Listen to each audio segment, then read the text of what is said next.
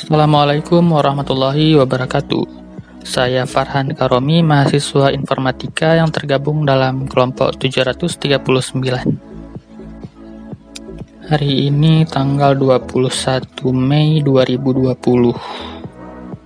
Berarti udah 80 hari COVID ada di Indonesia. Kalau dihitung sejak pertama kali masuk ke Indonesia tanggal 2 Maret 2020. Data terbaru dari situs resmi COVID Indonesia ada 19.189 positif, 4.575 yang sembuh, dan ada 1.242 orang yang udah meninggal dunia gara-gara COVID-19. Nah, jadi kali ini saya akan bahas beberapa hal terkait dengan COVID di Indonesia. Berita-berita tentang COVID Indonesia ada banyak tersebar di internet. Tapi alangkah baiknya kalau kita lihat dari website resmi. Salah satu website resminya adalah covid19.go.id. Di website ini ada beberapa jenis info yang dibuat, mulai dari berita, protokol, edukasi, tanya jawab, dan yang menarik di sini ada Hoaxbuster. Di dalam Hoaxbuster ini berisi berita-berita yang sudah diverifikasi sebagai berita hoax. Di sini para tim dari bagian pemerintahan akan mengevaluasi berita-berita yang tersebar di internet, termasuk yang tersebar di WhatsApp group. Apabila berita-berita tersebut tidak tepat atau tidak sesuai dengan fakta yang ada, maka berita tersebut dianggap hoax dan akan dimuat ke halaman Hoaxbuster ini. Jadi orang-orang bakal tahu berita tersebut asli atau enggak. Sekarang saya bakal bacain beberapa tanya jawab yang ada di website ini. Yang pertama pertanyaannya, apa saja tanda atau gejala infeksi virus corona?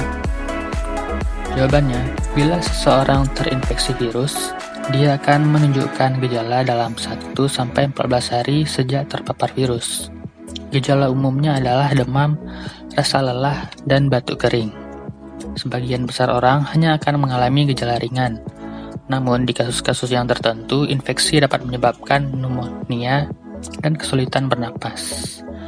Jadi nggak semua orang kalau udah terinfeksi virus akan merasakan demam, lelah, dan batuk kering. Ada juga orang yang cuma merasakan batuk kering namun nggak merasakan demam. Itu karena mungkin antibodi dia lebih kuat, jadi dia nggak rasain demam. Padahal virus itu udah ada di dalam tubuh dia. Jadi kalau kita udah merasakan salah satu dari 3 gejala ini, sebaiknya kita langsung ke rumah sakit untuk memeriksa kesehatan. Pertanyaan kedua, ini untuk yang suka belanja online dalam waktu pandemi ini. Pertanyaannya, apakah paket kiriman dari wilayah yang ada kasus COVID-19 aman untuk diterima? Jawabannya, iya. Kecil kemungkinan barang komersial terkontaminasi dari orang yang terinfeksi, dan kecil juga risiko tertular virus corona dari paket yang sudah berpindah dalam perjalanan dan terpapar kondisi serta suhu yang berbeda-beda. Sumber jawaban ini dari WHO. Jadi kalau misalnya dari kalian pengen beli barang online, atau misalnya pengen beli masker, hand sanitizer, tapi udah nggak ada di toko-toko yang dekat, jadi di sini ditulis aman-aman aja kalau kita beli barang via online, walaupun barang tersebut dari wilayah yang ada kasus COVID-19. Lalu ada pertanyaan ketiga, apakah mandi air panas bisa mencegah virus corona? Jawabannya, mandi air panas tidak dapat mencegah Anda dari COVID-19. Suhu tubuh normal Anda tetap di sekitar 36,5 derajat Celcius hingga 37 derajat Celcius, terlepas dari suhu air. Sebenarnya, mandi dengan air yang sangat panas bisa berbahaya, karena bisa membakar kulit. Cara terbaik untuk melindungi diri Anda dari COVID-19 adalah dengan sering mencuci tangan pakai sabun dan air mengalir, atau bila tidak tersedia, cairan pembersih berbahan alkohol 60%. Dengan melakukan ini, Anda menghilangkan virus yang mungkin ada di tangan dan menghindari infeksi yang dapat terjadi karena menyentuh mata, mulut, dan hidung. Sumber jawaban ini juga dari WHO. Pertanyaan keempat, apakah virus corona bisa ditularkan melalui gigitan nyamuk? Jawabannya, sampai saat ini belum ada bukti yang menunjukkan virus corona dapat ditularkan oleh nyamuk. Virus corona adalah virus pernapasan yang menyebar terutama melalui percikan batu atau napas orang yang sudah terinfeksi. Untuk melindungi diri Anda, sering-seringlah mencuci tangan pakai sabun dan air mengalir, atau bila tidak tersedia, dengan cairan pembersih berbahan alkohol minimal 60%. Selain itu, hindari kontak dekat dengan siapapun yang batu dan bersin. Lalu ada pertanyaan kelima, mungkin ini akan menjadi pertanyaan terakhir yang akan saya bacakan.